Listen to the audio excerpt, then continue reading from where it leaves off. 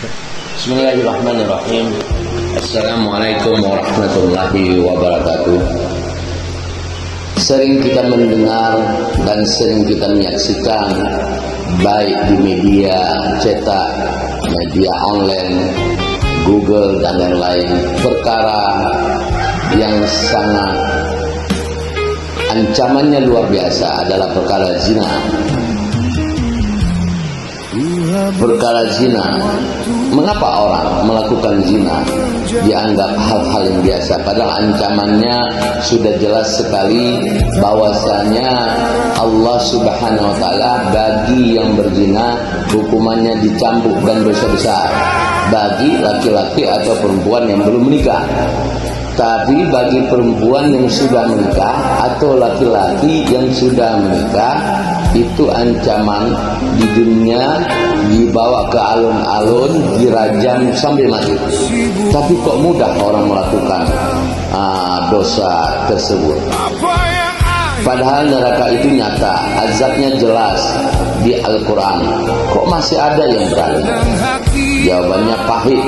Tapi ini 5 sebab menurut Islam kenapa orang berzina padahal tahu dosa yang besar. Iman sedang turun, hatinya mati rasa. Iman itu naik turun. Saat iman lemah, dosa besar terasa. Biasa saja. Rasulullah sallallahu alaihi wasallam bersabda, tidaklah seorang penzina berzina saat dia berzina dalam keadaan beriman. HR Bukhari Muslim.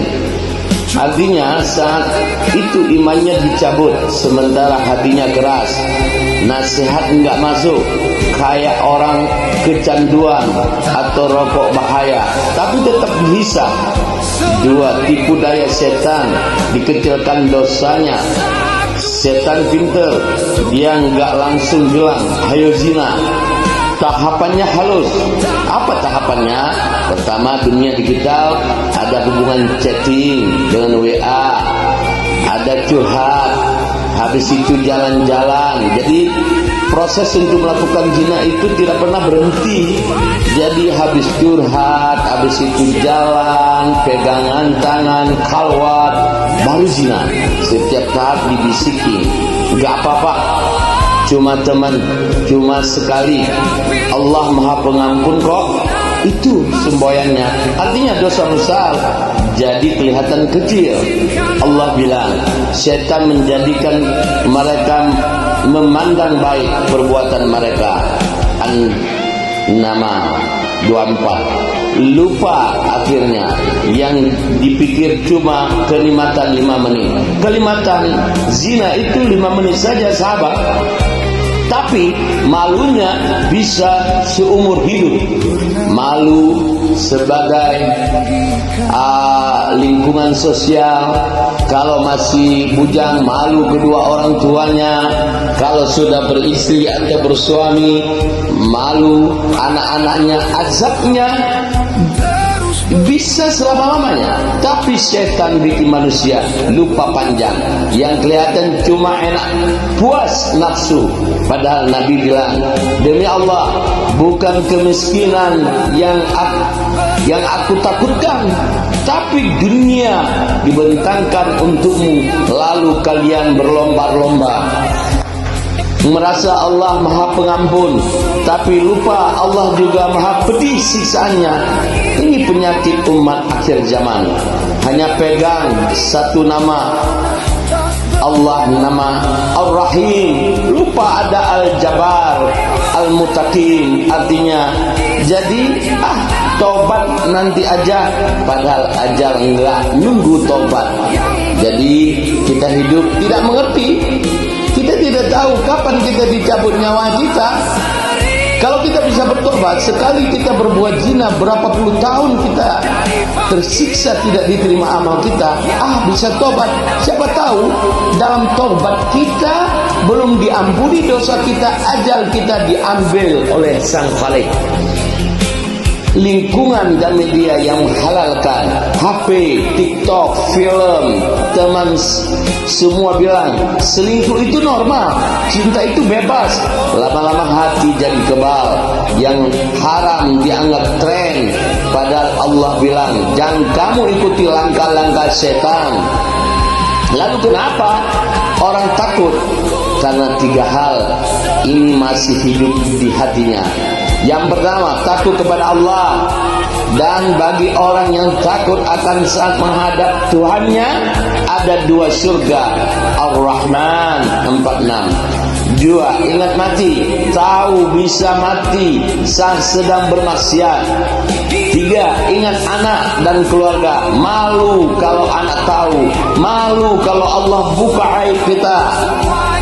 Pesan untuk sahabat-sahabat yang hanya 5 menit untuk memuaskan nafsunya, dan kepada anak-anak muda sekarang, kita enggak bisa menyelamatin orang lain, tapi kita bisa menyelamatin rumah kita sendiri. Dengan bagaimana? Bertakwa kepada Allah Subhanahu wa taala.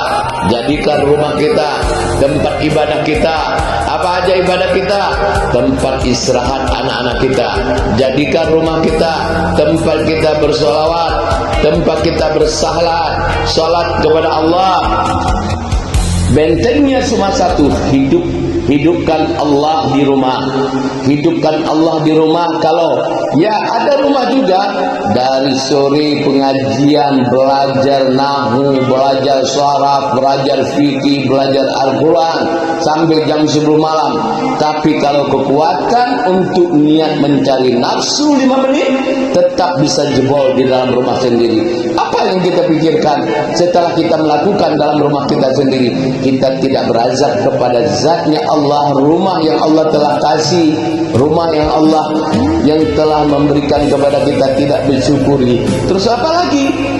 Anak-anak kita yang sedang nyenyak tidur merupakan ibadah, tetapi kita melakukan zina di dalam rumah kita sendiri.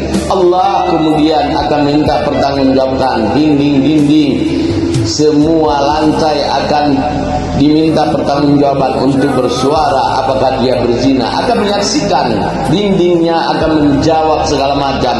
Di hari kiamat nanti semua mulut, semua tangan akan bisu. Yang menjawab adalah seluruh yang menyaksikan. Rumah yang ada zikir, rumah yang ada majelis, itu rumah yang paling baik. Orang berzina karena lupa Allah sedang melihat. Orang bertakwa karena yakin Allah tidak pernah tidur, sudah jadi korban. Dan jangan sampai keluarga kita korban, anak-anak kita takut akan malu, takut akan nisabnya. Insyaallah mari kita bertobat kepada Allah Subhanahu wa taala. Di dalam seluruh tobat kita belum tentu tobatan kita diterima oleh Allah Subhanahu wa taala. Tobat dan usia kita berlomba-lomba. Siapa tahu usia kita duluan Allah panggil, tapi tobat kita belum diterima.